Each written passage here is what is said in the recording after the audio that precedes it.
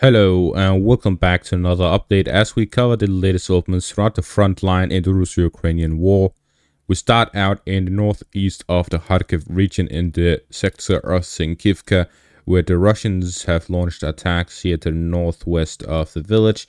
They're attempting to advance here in the forest patches as they are attempting to bypass the Sinkivka direction. The main reason for these northwestern advancements are to expand the front line here by Sinkivka.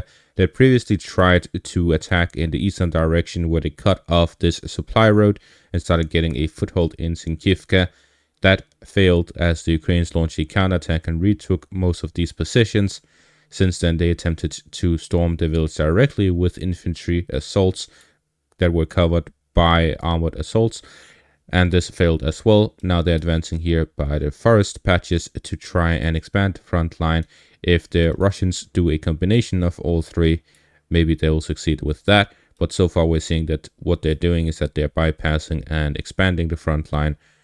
So it could be something in relation to that.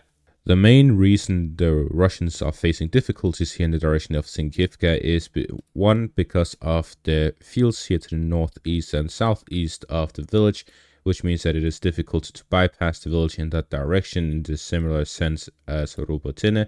The difference is that here in Robotina, the Ukrainians were having to go around in both sides completely filled with fields, and the fields were much larger, so it was much more difficult than Sinkivka itself.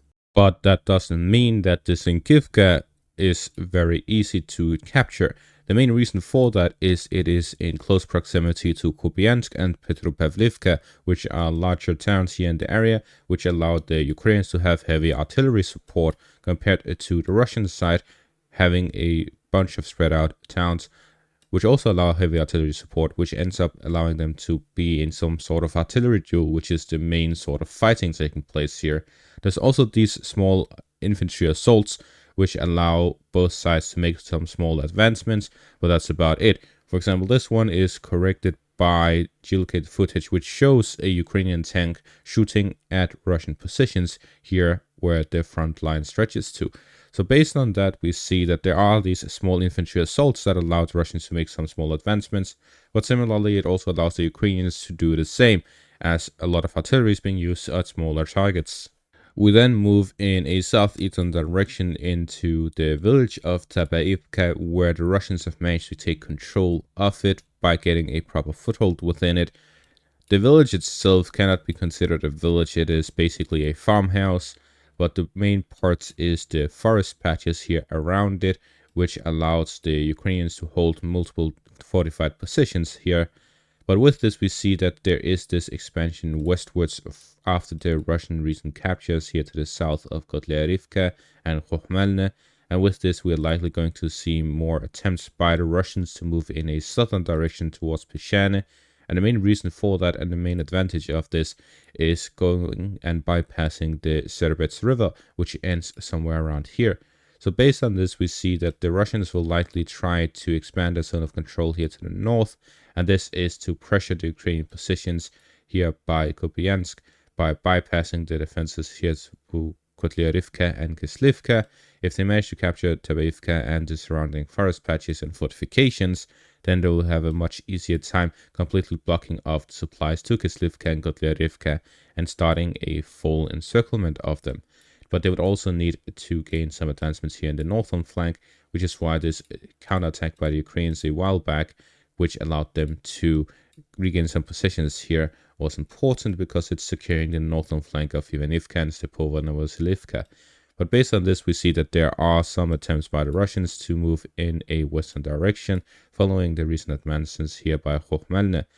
Following the trend that has happened throughout this front line, then we're likely going to see more Ukrainian reinforcements arriving and counterattacking these positions, because that is generally what has happened over the past a year.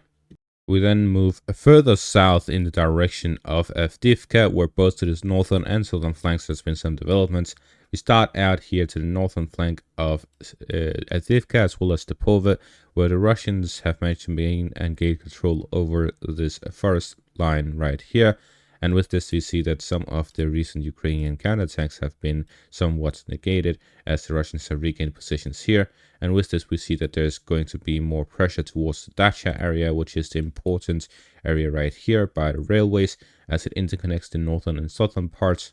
But also, if the Russians manage to continue these advancements in the northern direction, they'll be able to restart advancements here to the north of Berdishi.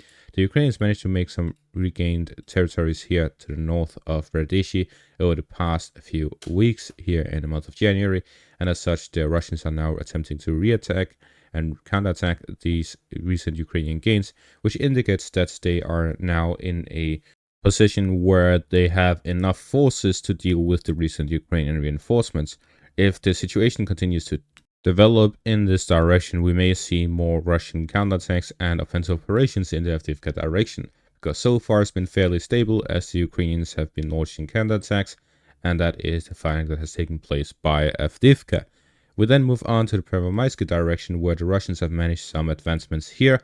So over the month of January, we saw that they first started out with this flanking attack with a few infantry assault groups that led the Ukrainians to withdraw from some of their positions, seeing that the north was vulnerable. And since then, the Russians have launched multiple assaults here in the central parts of Pervomaiske, which has now allowed them to make somewhat significant advancements, as they've captured most of the southern parts of Pervomaiske, to the point where we're now entering a new area of Pervomaiske, which is this small road, this single road that goes through from the central northern parts of Pervomaiske to the southern parts of Pervomaiske. And with this, there's a lot less concentrated areas for the Ukrainian defenders to take positions.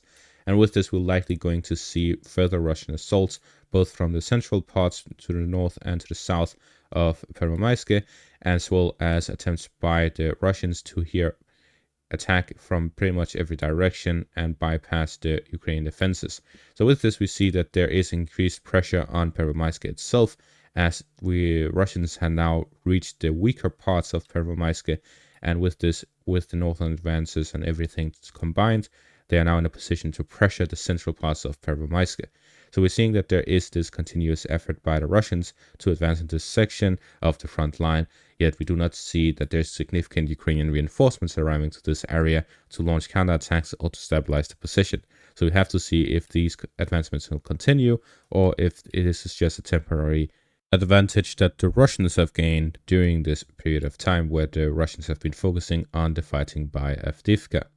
We then move on to the Robotina direction, where there has been this advancement by the Russians, which has allowed them to capture most of this forest line here to the southwest of Robotina, and with this they're getting a bit closer to the Ukrainian positions in Robotina. There's been this attempt by the Ukrainians to flank the recent Russian advancements by attacking the northern parts here to the northwest of Robotina, and the Russians have responded by this attack to the southeast, where they are now doing this back and forth, similar to the north of Novomikhailivka, where we here have seen that the Russians and the Ukrainians have been doing some sort of back and forth. So what we're seeing throughout the front line is that there is enough forces committed by both sides to continue doing these small infantry assault groups, because it simply doesn't require that much, and at the same time there's no real solution to this other than having a firm front line, but that would put a lot of soldiers in a vulnerable position where they can be hit by artillery and so on. So therefore, what we're seeing is that there's just this back and forth where both sides launch infantry assault groups to make some advancements. To number one, try to make some advancements, and number two, to try reveal the opposite side's defensive positions to allow accurate pinpointing of positions for the artillery, and as such launch some strikes. So that is the sort of fighting we're seeing all throughout the front line right now. Small infantry assault groups trying to make some advancements, and artillery covering their advancements. And that is going to be all for this update. Thank you all for watching, and have a great day.